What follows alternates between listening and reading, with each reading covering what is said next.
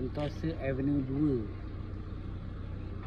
2 at Tasik Kelebang dalam progres.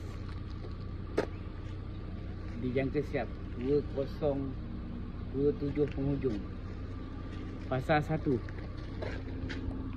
dah siap. Jom kita review rumah ni dulu.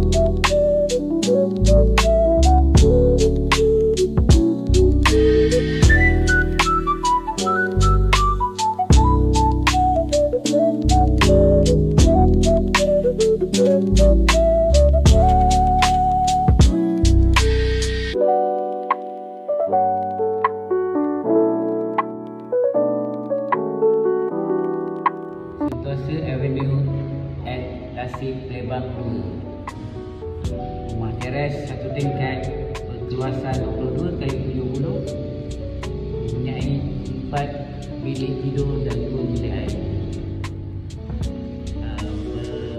Strategi lokasi berdekatan dengan Neon Mall, Bulatan, Meru dan juga Pasaraya Maidin.